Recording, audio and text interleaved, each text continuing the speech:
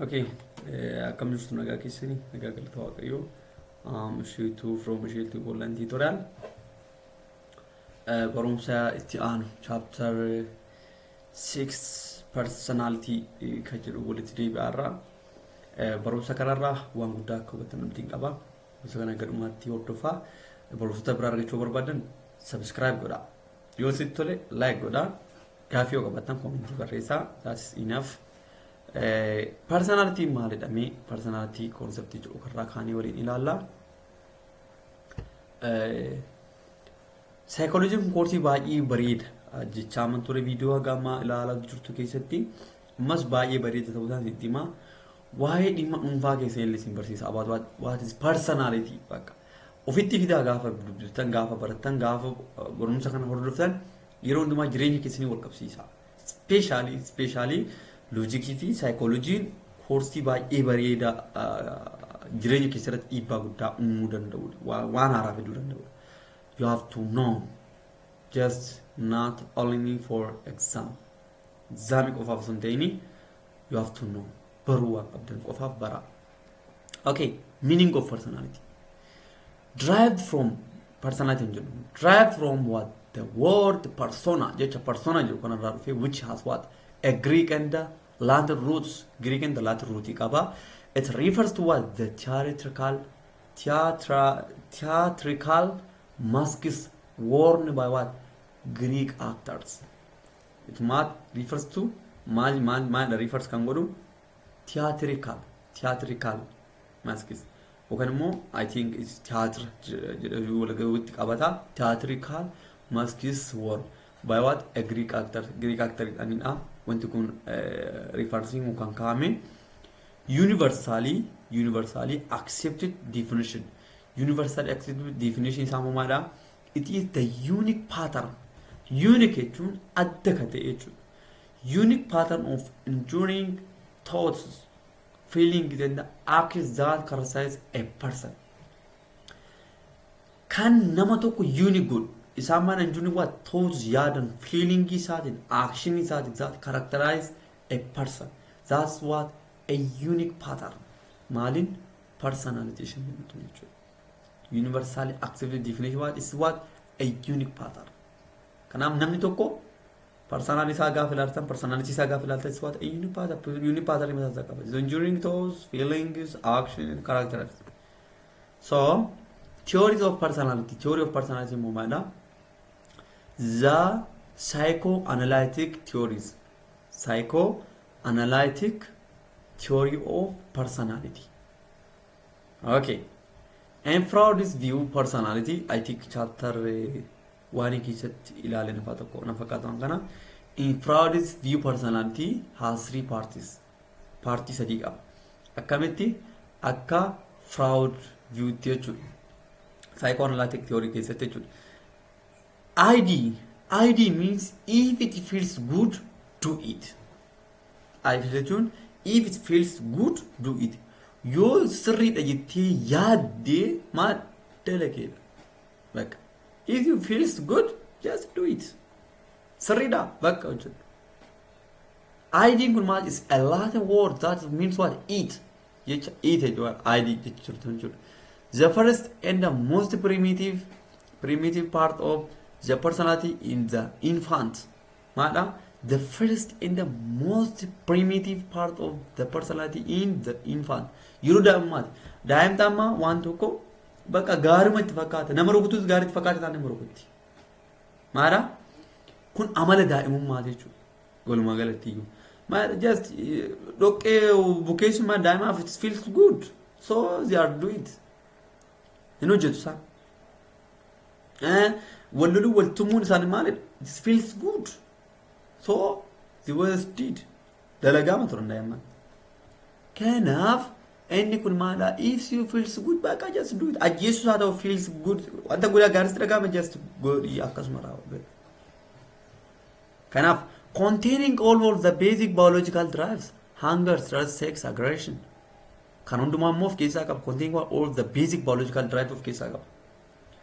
Nama tokko hattee nyaachuu sitti dhagahama just haati irraa nyaatu ajjeesi qabeenya isaa fudhatu sitti dhagahama gaarii itti yaadda haati irraa fudhadhu maaliin tiyooriin kun Okay.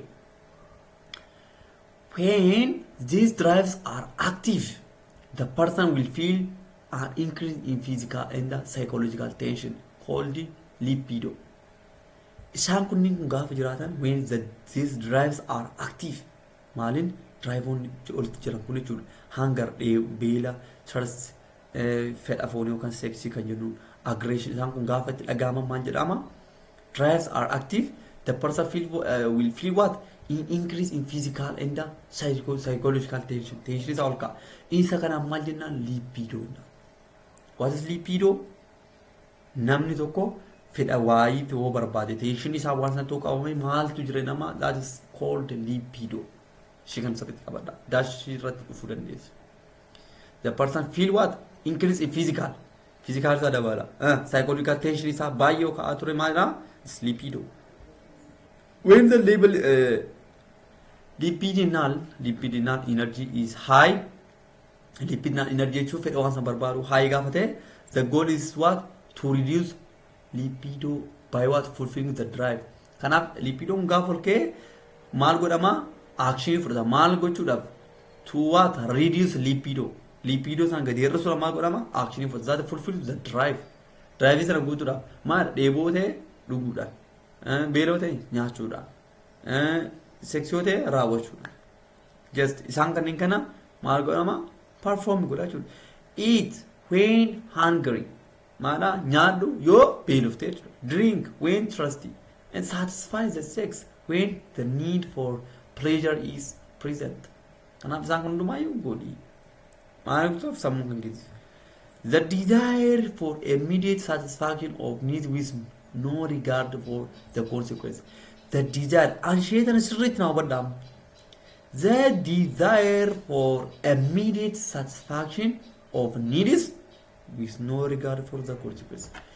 Inni kuni waa'ee consequence sana booda maaltu ta'a oma tokkoyyuu isan galchu. Hati yoo nyaadde maala? Hindu'a, hinbeelaa, maalidhaan isan galchu. Waa'ee consequence oma yaadu jechuudha. Baay'ee ofii isaa qofa. Sammuu isaa qofaaf deebisuu yaada malee maaltu ta'a sana booda hin jiru. That's what immediate satisfaction of needs with no regard for consequences. Okay. Inni taan immoo ego. Egoon immoo maalidha?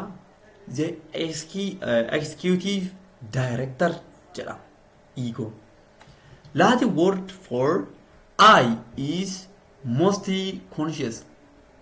Isheen tuni ID maada eat dhaan bakka buuteen. Just ID is Latin word that means what? Eat. Do eat. Just eat. Akkas godhi eat. Eat dhaan bakka buuti. Egoon kun immoo I ofirraa eegallaa jechuudha. Latin word for what? I is mostly conscious and what? Is far more rational, logical and cunning. Inni kun maadha? It's mostly what? Conscious yaadaan jechuudha. Yaada. Itti yaadameeti. And what? Is far more rational. Maadha? Rational yookaan yaada sirrii, reasoning sirrii qabaatu. And what? Logical. And what? Cunning. Ego jechuudha. Satisfy what? The demands of the ID. Maadha? Demand of ID satisfy godha. And what? Reduce libido. Libido maal godha? Hindirsa libido jechuun fedha wantoota isa wal qabatanii dhufanii jechuudha. Hindirsa only in ways what? In ways that will not lead to what? Negative consequence. Isaan kanneen kana kan godhu maal godhee garuu negative consequence osoo hin fidin dura. Kana jechuun nama biraa osoo hin miidhin jechuudha. Hatuudhaan ta'u jechuudha isa kana biratti. Nama tokko ajjeesii fidootteen hin godhin eenyuun ego irratti jechuudha. Maaliif? Consequence isaa maal? Negative. Nama tokko gaafarraa hattee fuutu namni sun miidhaa tokko keessa jira. That's what negative consequence. Kanaaf ego maalidhaani otoo negative consequence fidin waan sana godha jechuudha. Sometimes the ego decide to deny what the id drives. Sometimes my ego might decide to deny hindid eenyudhaan ididhaan. Yookaan immoo do it if you feels good, do it kan jedhu sana maal yeroo tokko hindida deny godha. Maaliif? Drives because the consequence would be what? Painful or too unpleasant. Maana consequences isaa maana baay'ee badaadha. Ego nama no eating maana ID yoo beelofte mana keellee ni cabsi nyaadhu. nama karaarra deemu ajjeesi maalleerraa fudhadhe iigoon immoo kanan godhu maaliif consequences isaa baay'aadha maaliif maalleeqa karaatti argachaa jirus maal lubbuu namaa balleessuudhaan that's consequences what too what is a painful kanaaf maal hin godhu sana kanaaf innaa sama godha indidaan eenyudha iididhaan no kanan godheedhaan iigoo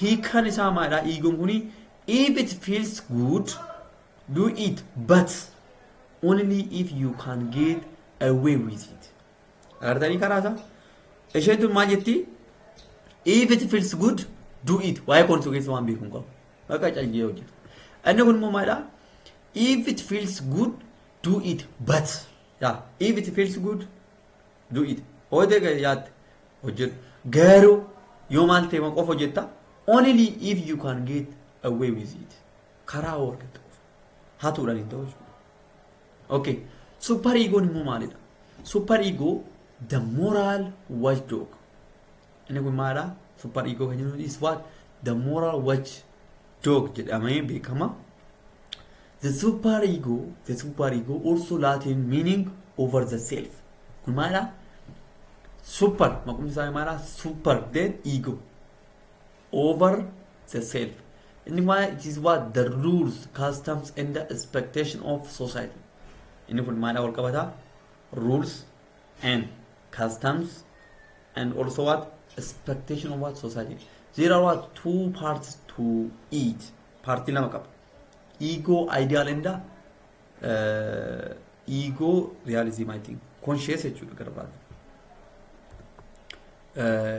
asita ilalu there are two parts to each ego ideal was measuring device ego ideal kan jennu kun maal measuring device himada the sum of all the ideal or correct and acceptable behavior that the child has learning about from parents and others in the society that's what ego ideal jedhama fakkeenyaaf ego ideal kun measuring device jennirra the sum of all the ideal all ideal or correct and acceptable behavior that the child has learned about from parent and others in society keessatti nuti amma waa'ee maatii keenya abboonni keenya bara durii akkas gochaa ture jedhee nutti himame just we accept it that what ego ideal waan nu barsiisan hawaasarraa waan baran that's what ego ideal conscious kan jennu maal makes people pride maana ummata pride kan godhu kan gammachiisu kan hawwisu that makes people pride when they do the right thing waan gaarii hojjetamaan pride kan isaan godhu and guilty or moral anxiety when they do the wrong things conscious kan jennuun yoo waan gaarii hojjetan wow you are right wow ati nama gaara kan jettuun when they do what the good things or the right things inni du'uu qaba inni nama badiiti inni nama hamaa jettee gaafa ofirraa ittistu when he do what a wrong things or guilty that is conscious jenna yoo dogongora hojjette ati dogongora balleessa gaafsan yoo gaarii hojjette oo practice godha that's what conscious ego ideal kana conscious isa kana defense mechanisms kun maalidha hiikumsi fa'aa maalidha defense ittisu mechanism ittisu jechuudha repression maalidha banishing threatening thoughts feelings and memories into what unconscious mind inni kun maalidha defense mechanism kana keessatti tokko maalidha repression praise gochuu jechuudha praise jechuudha dhiibuu repression jechuun banishing what treating thoughts wantoota nama sodaachisan maal gochuudhaan feelings and the memories into unconscious minds gara sammuun kee conscious hin goonetti waan san gara yaanitti gara mitti gara sammuun keenya maana conscious mind and unconscious mind qaba nuti kan hojjennu immoo yaadaa kan dubbamaadha within a conscious mind kanaaf gara mitti erga kuni gara unconscious mind itti erga maalaaf karaa wanta sanatti hin deegatu what is what repression or a defense mechanism kanaaf example an Ethiopian husband who is defeated by his wife will not remember or talk it out again. Mara, wanti kun amma safuudha akka aadaatti. An Ethiopian husband, dhiironni Itoophiyaa who is defeated by his wife, haadha manaa isaati kan mo'ame, will not what remember. Yaadatam. It's what talk it out again. Yaadatamu kan waan isaa lammaffaa deebiin dubbatamu. Maal godhu kan isa kan repression godhu maalitti gara unconscious mind-itti dabarsu jechuudha. Wantoota akkasii kan waan hin barbaachise kana warra it's repression to what unconscious mind. Inni irraa immoo denial. Denial kan jennu maana refusal to what recognize or acknowledge a threatening situation. Fakkii isa kun immoo maal gara refuse gochuu. To what refusal to recognize or acknowledge threatening situation. Situation threatening is sodaachisaa ta'e mijanne wayima acknowledge gochuu dhiisu. Refuse gochuu. Example, Mr. Ben is an alcoholic who denies or doesn't accept being an alcoholic. Inni maara dhugaatii dhuga namichi. Baay'ee nama dhugu baay'ee nama machaa'udha. Gaafa ati waa'ee akka alkoolii dhugdeetten indiyaanin alkoolii maal dhugus hin jedha. Dinaay gochuu ofirraa mormuu. Ben is what an alcoholic who denies alcoholic nama dhugu. Who denies or what doesn't accept being one an alcoholic. Alcoholic ka dhugu nama hin amanne jechuudha. That's what deny. Regression. Regression kan jennu maadha involves what reverting to a mature behaviors that have what relieve anxiety in the past. Regression kan jennu maadha involves what reverting to what immature behavior that have what relieve anxiety in the past. Yeroo darbe keessatti fakkeenyaaf a girl or a boy who has just entered school may go back to sucking her or his thumb or wetting the bed. Kana jechuun maal jechuudha? Regression jechuun gara jalqabaa sanatti kan deebiin. That's what involves reverting to what immature behaviors that have what relieved anxiety in the past. Kanaaf bifa kanaan isaan kun hundumtuu maadha defense mechanism jedhamu jechuudha.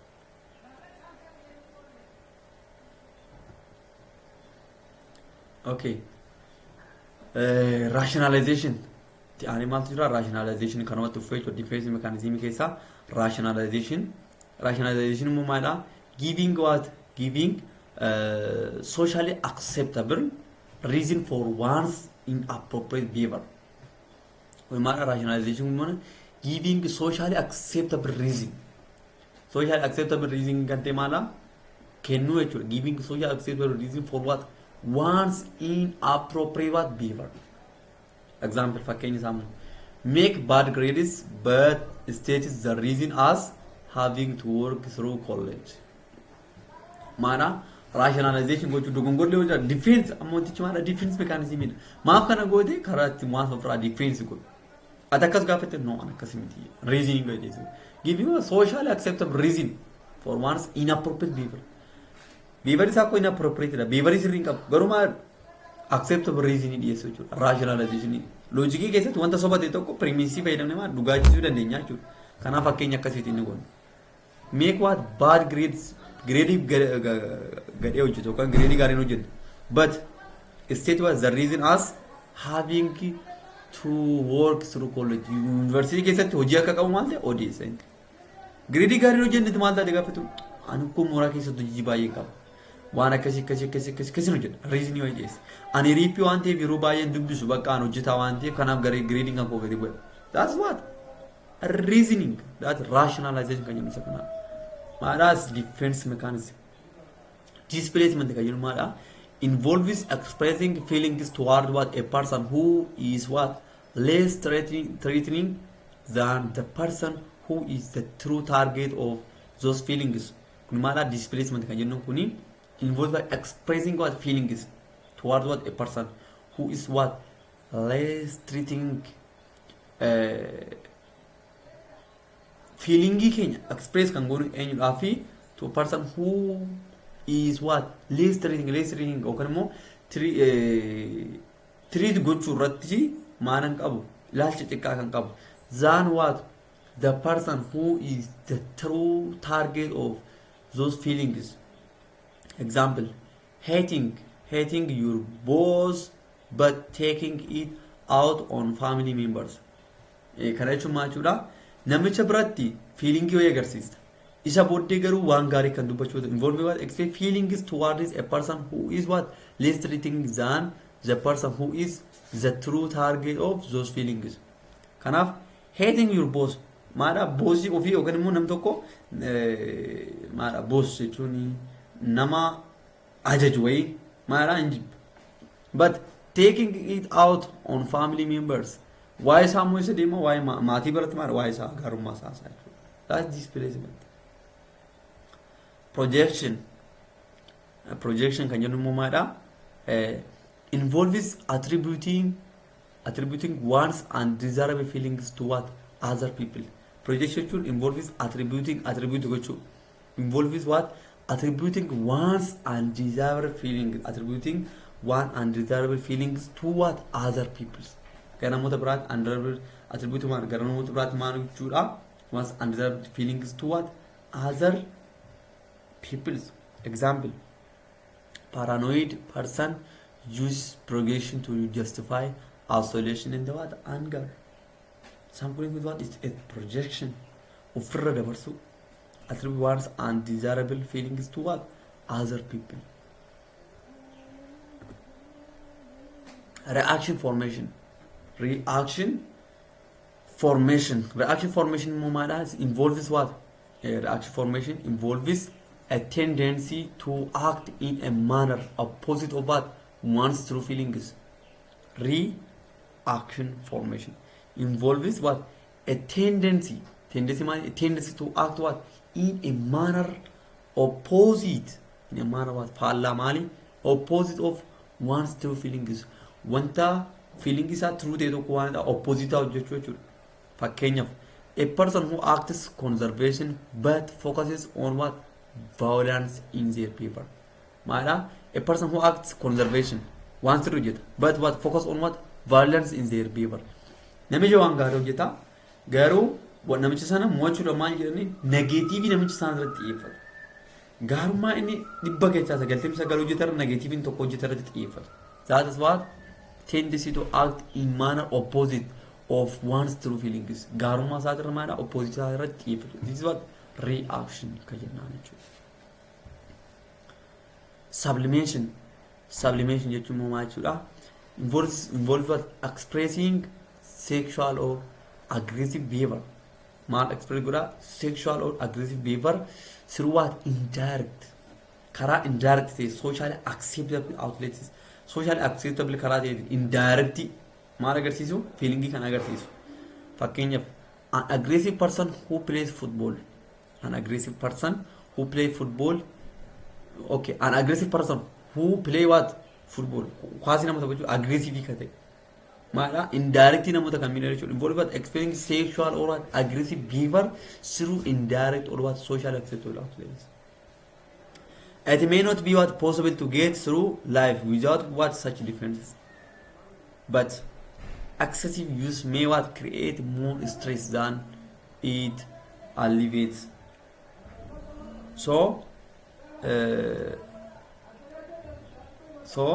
But excessive use may what create more stress than it alleviates. Kainni godharra maala excessive you may create more stress.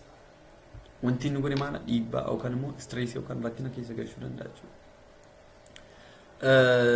The trait theory of personality. The trait theory of personality. Assumption.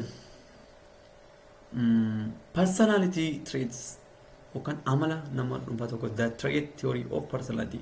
Assumption. Personality traits are what? Relatively stable. Relatively maala stable yookaan relatively baay'ee kan jijjiiramu stable and what? Therefore predictable over time. Maala predict gochuun hin danda'amaa jechuudha. Personality traits are relatively stable and what? Therefore predictable over time. Kanaaf stable waan ta'eef predict gochuun hin danda'ama amala namoota tokko jechuudha, namoota dhuunfaa tokko. Personality traits are what? Relatively stable across what? Situation gidduutti maala stable and what?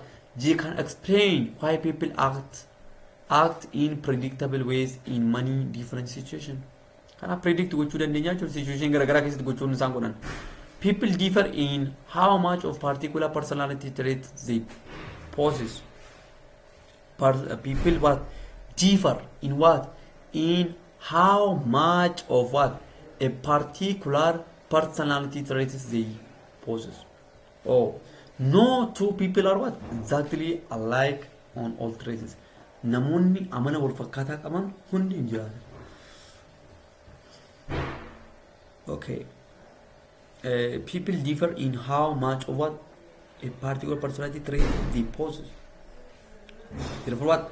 No two people are what? Exactly alike on all traits. Trait on all. Kanaaf namni maadha gara amala stability wayii qaba, relatively amala stability wayii qaba. Kanaaf waa'ee isaa maadha predict gochuun ni danda'ama walumaa galatti jechuudha. The 5-factor model for the big 5 theories. The 5-factor model for what? For the big 5 theory. Big 5 theory kanaaf 5 factors to jira jechuudha. Okay, let's see. Openness irratti maadha? Willingness to try new things and be open to new experience. Openness kun maana willing to try new things. Fedhi qabeessa jechuudha. Maali wanta haaraa yookaan wantoota haaraa dalaguudhaaf. Try willingness to try what? New things and what? Be open to new experience. New experience maadha? Open kan ta'e yookaan simata jechuudha gochaa san gochuudhaaf. Then consciousness kana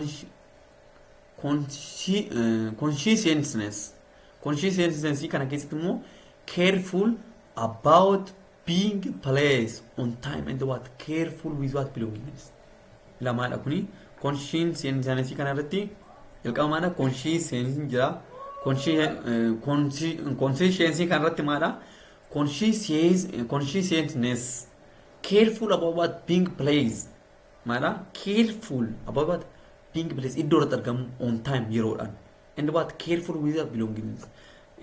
Wanta tokko keessatti hirmaachuun ammaa it's a careful waa'ee sana of eeggannoo qabu jechuudha. Extraversion kan jennu maal? This is what? Is a term first used by what? Carl Jung. Termiin kun jalqaba eenyudha Carl Jung irraa fayyadamame. Two personality type of keessa qabu. Extraversion jetti. Extravert and introvert of keessa qabdi. Extraversion dun. Extravert jechuun outgoing and sociable. Extravert maadha? Outgoing agar alaatti kan mul'atudha. And what? Sociable yookaan hawaasa biratti illee kan ilaalamudha jechuudha. Introvert kan jedhu immoo solitary nama tokko irratti. And what? Dislike being what? The center of attention. Agreeableness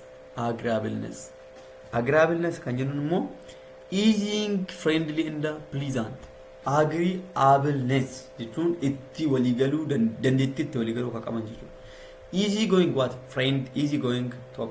Friendly hiriyummaa jiru and pleasant wal gammachiisu illee keessa jira jechuudha.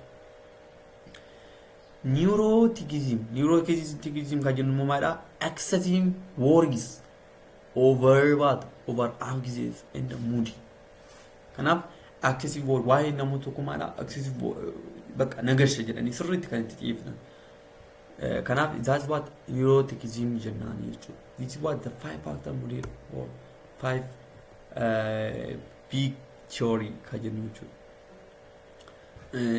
Humanistic theory of personality. Humanistic theory of personality kan keessatti maadha? Emphasize people's inherent goodness and what? Their tendency to what? To move towards what? Higher levels of functioning. Maadha? Humanistic theory of personality kan jedhu kan keessatti maadha? Emphasize people's what? Inherent goodness and what? Their tendency to move towards what? Higher levels of function. Maadha emphasize godha? People inherent goodness jechuun uumamaan haalaan kan fudhatan jechuudha. Sarratti maadha? Emphasize godha and what? This tendency to move towards this higher level of function. Okay. Focus on the things that make people what? uniquely what human, such as what subjective emotion and what the freedom to choose one's destiny. And the focuses on what the things that make people what uniquely human, uniquely human. Isarratti focus godha jechuudha. Make people uniquely human, such as what subjective emotion and the freedom to choose one's destiny. Carly Rogers and the self-concept. Carly Rogers human beings are always what striving to fulfill their innates. Yada namicha kanatti Carly Rogers and the self-concept kan jirratti human beings are what always striving to fulfill their innate capacities and the capabilities and to become what everything that their genetic potential will allow them to become. Namni jireenya isaa keessatti maal godha human beings are what always striving to fulfill their innate wanta uumamaa isa barbaachisu maadha capacity isaa haa ta'u capability isaa haa ta'u isa na fulfill gochuudha maadha jireenya isaa keessatti tattaaffii guddaa godha to what to become everything that their genetic potential will allow them to what become. Genetic potential isaanii kan isaanii eeyyamu waan gochuu danda'an hundumaa hin godhu. Okay, this striving for what fulfillment is called self-actualizing tendency jedhama. Reefu maal jenne namni kamiyyuu amma self-actualizing kan bira kaaga'u namoonni baay'een jiranii barumsa darbe keessatti. Innis maalidha? Baay'inaan Itoophiyaan maal jedhenne physiological need yookaan primary need kan jedhu san gubbaa jirteen psychological need keessa garuu asitti maalidha tattaaffii nama kamiyyuu kamidha to what self actualization tendency dha jechuudha as ga'uudhaaf kaayyoo nama hundumaa. An important tool maaliin important tool yookaan meeshaan barbaachisu in human self actualization bira ga'uudhaaf tooliin barbaachisu maalidha is what the development of an image of oneself or the self concept. Image mataa ofii qabaachuun barbaachisaadha jechuudha. The self concept is what self concept ishin jiru maala. The self concept is what based on what people are told by others. Namoonni waa'ee isaanii namootaan dubbatamu. The self concept is based on what people are told by what others and what how the sense of self is what reflected in the words and what action of important people in one's life such as what parents, siblings, co-workers, friends and the teachers. Isaan kunniin kun gochuun isaan dubbatamaadha gara self conceptiikaatti nama fida. Maalin how the sense of self is what reflected akkamitti reflected isaan immoo reflectionii keenya arganiit gochaa nuti goon arganiit oh he is all right he is something bakka waa'ee sanaan kan jiru in what in the words and the what action of important people in one's life such as parent maatiin keenya kan jira siblings hiriyoonni keenya co-workers namoonni hojjettoonni waliin jiru hiriyoonni keenya siblings jechuun ilmaan firaa yookaan abboleewwanii maal akkasiiti. Kanaaf isaan kun nuti maal jechuun isaanii irratti waan dabaluu qaba. Component of the self concepts. Component of self concept kan jennu maalidha isaanii real self and the ideal self kan jedhu keessaa qaba. Isa kan sirriitti ilaala.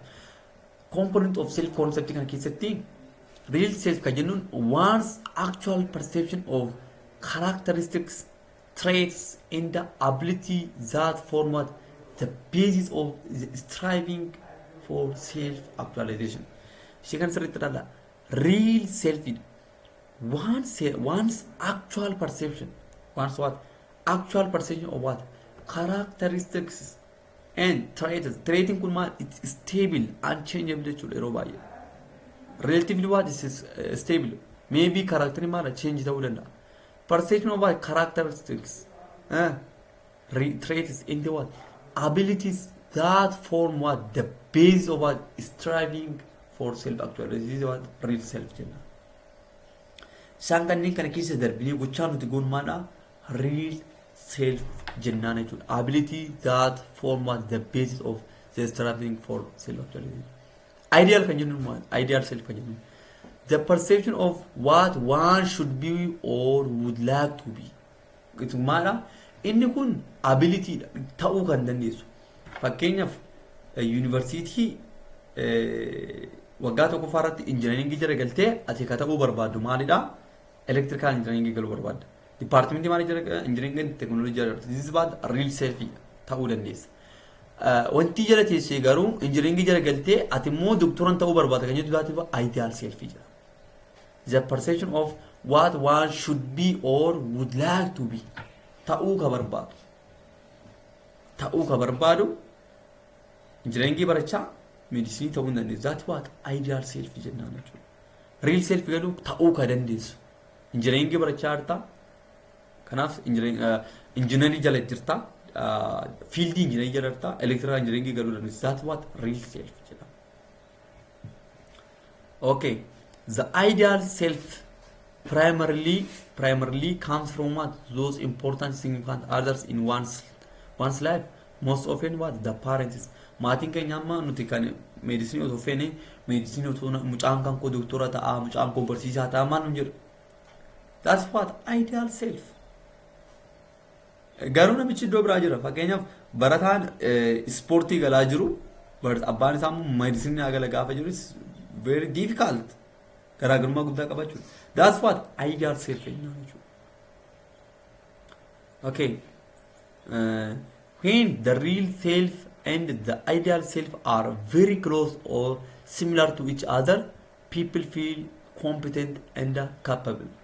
Kana jechuun waggaa tokkoffaa teessee simsar tokkoffaatu barachaa jirtu amma fakkeenyaaf viidiyoo ilaalaa jirtu meedisinii galattee wanti wantichi kun idealidha tokko ideal of keessaa real self of keessaa qaba ideal self of ideal self meedisinii ta'uu barachuu barbaadda real self isaa immoo hojjechaa jirta ta'uu dandeessa. Kanaaf wanti kun maal jedhama ability to fulfill this thing yookaan wanta kana galmaan gachuu dandeenya. Real self and what? The ideal self are what? Very close or similar to each other. People feel what? Competent and what? Capable.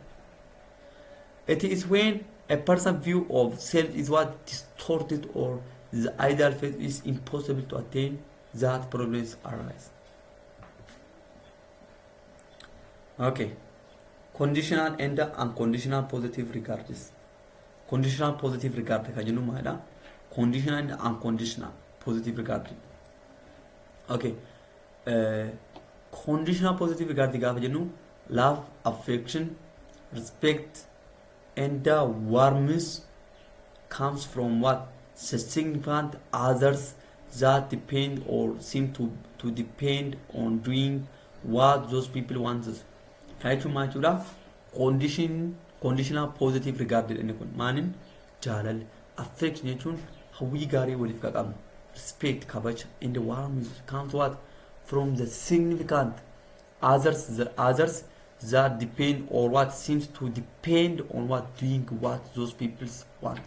Wantoota namoonni barbaadu irratti hundoofnee nuti goonu kun maalidha? Is what conditional positive regard jennaan. Unconditional positive regard kan jennu immoo love, affection and respect with no strings attached.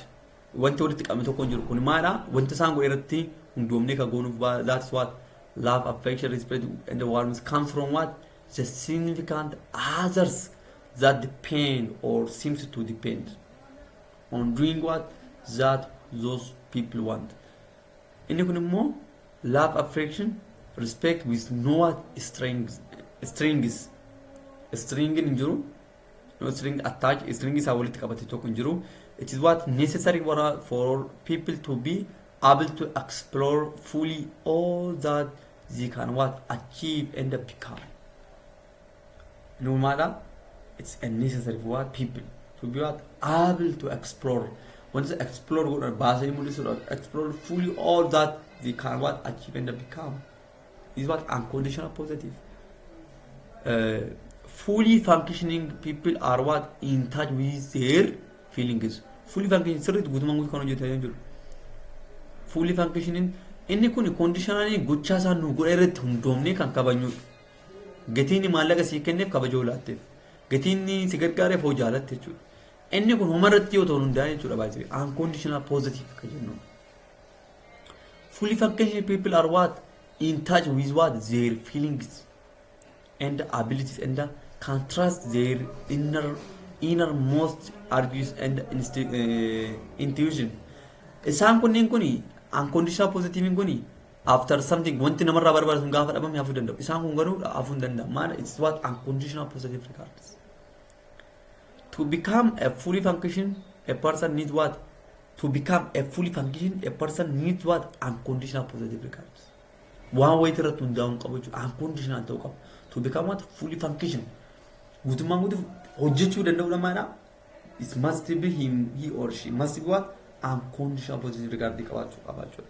Yookaan wayirratti hundaa'ee ta'a nama kabajuu wayirratti nama hundeessatee taanaan gaafa sun dhabame hin badaa jechuudha. Nama wayirratti hundooftee jaalatti taanaan maallaqa gatii sii kenneef jaalatti taanaan maallaqa gaafa sii kennu hin jibbitaa jechuudha. Kanaaf wanti ati gootu hundumti maana umarratti kun hundoomne ta'uu qaba akkasuma jechuudha.